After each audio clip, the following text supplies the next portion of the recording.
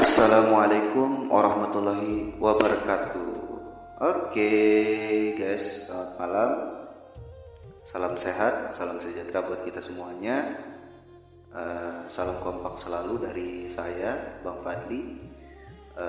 Tetap selalu dukung channel YouTube saya dengan cara like, subscribe ya. Dan tolong juga di share buat teman-teman supaya tahu channel saya, mohon bantuannya, dukungannya ya gitu agar channel saya bisa lebih berkembang lagi ya teman-teman. Jadi kita sambung cerita kita yang sempat terjeda waktu lalu. Jadi waktu itu saya posisi memang betul-betul patah gitu teman-teman, semangat buat sekolah nyambung di sana. Dan juga gimana ya, dari guru-guru itu pun mereka nggak mau bantu gitu untuk saya supaya bisa belajar gimana caranya saya itu bisa belajar melakukan pendidikan gitu. Dan setelah itu saya mencoba untuk mencari sekolah yang memang bisa gitu untuk menampung saya, sekolah khusus misalnya SLB atau apa.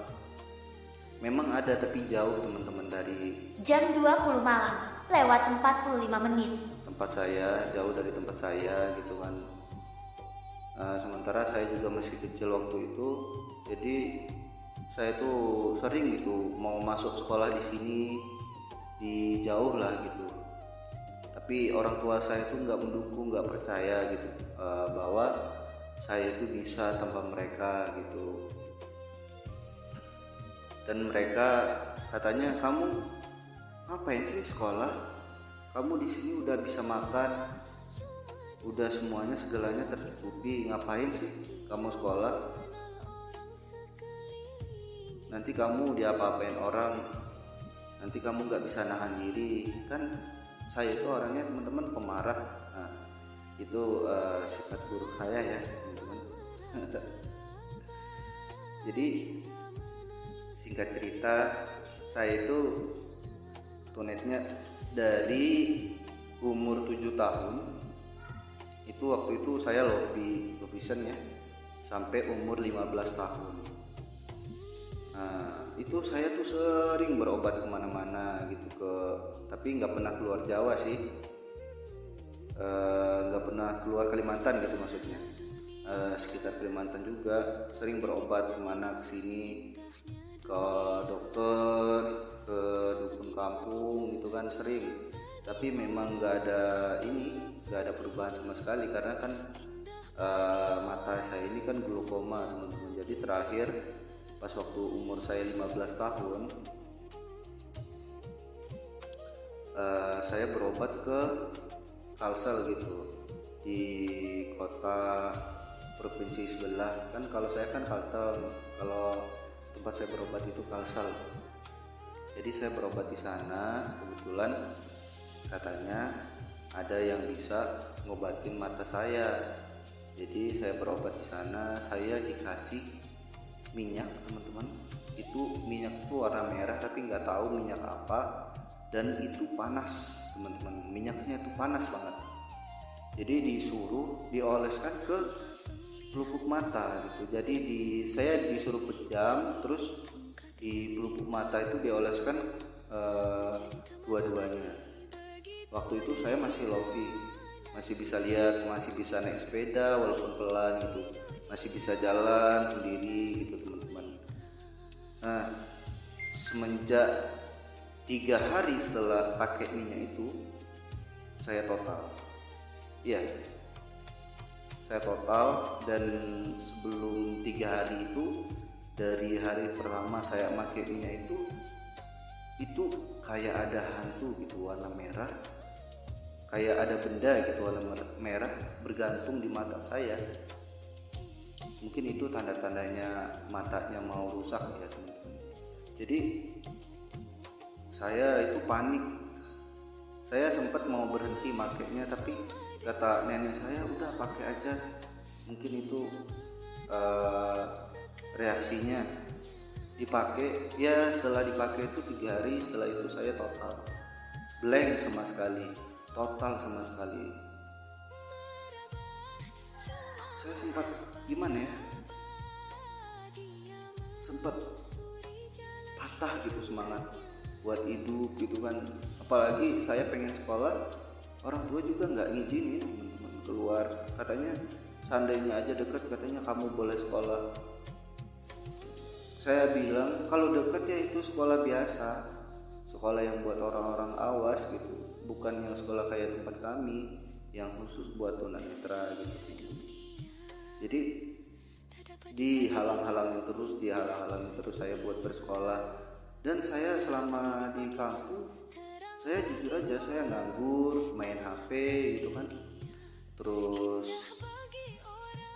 paling-paling kerja saya jadi muadzin gitu di masjid, itu udah gitu. Kalau gajinya itu buat cukup 1 bulan, enggak lah gitu, karena cuma 300 saja waktu itu gaji saya 1 bulannya. Jadi enggak mencukupi buat saya jajan gitu teman-teman.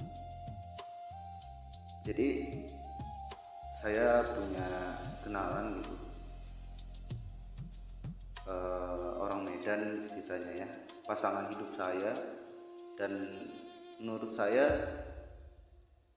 mungkin kalau orang, kamu kok sukanya sama yang tua sih gitu, tapi kalau saya sih bodoh amat aja, yang penting saya suka udah gitu. Jadi namanya itu Fitriani Nasution ya teman-teman, itu beda usia kami itu jauh teman-teman.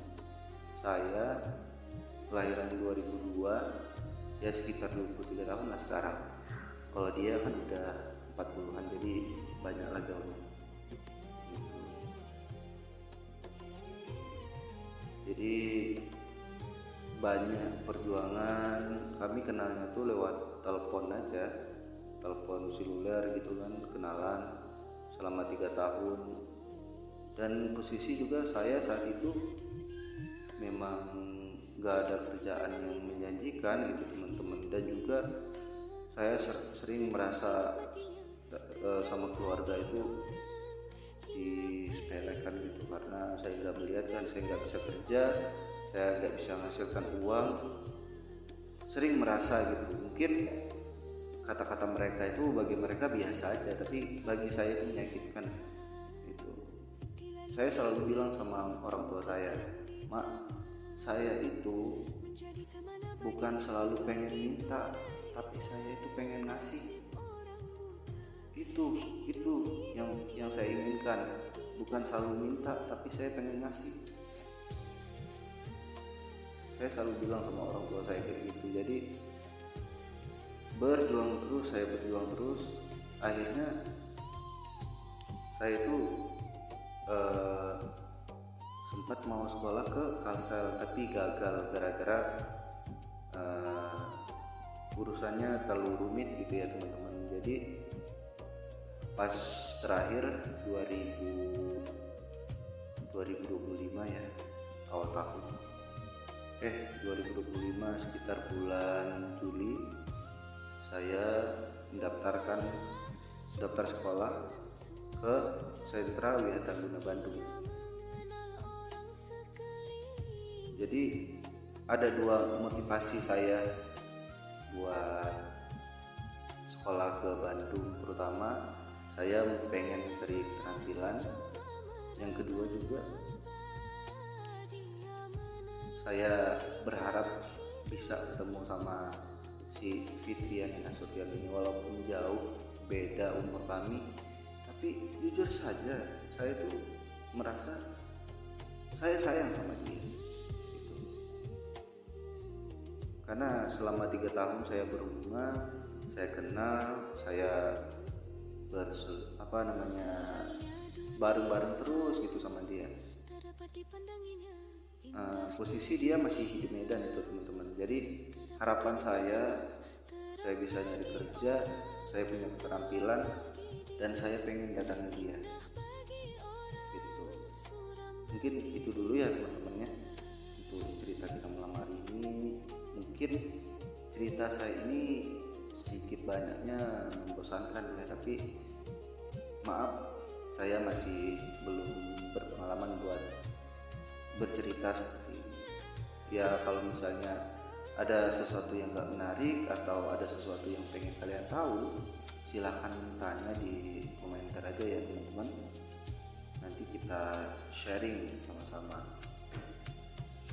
Tolong dibantu like dan subscribe channel YouTube saya agar bisa lebih berkembang lagi.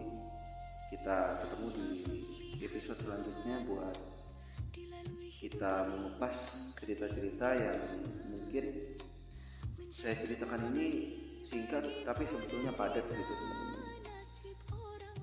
Oke, wassalamualaikum warahmatullahi wabarakatuh.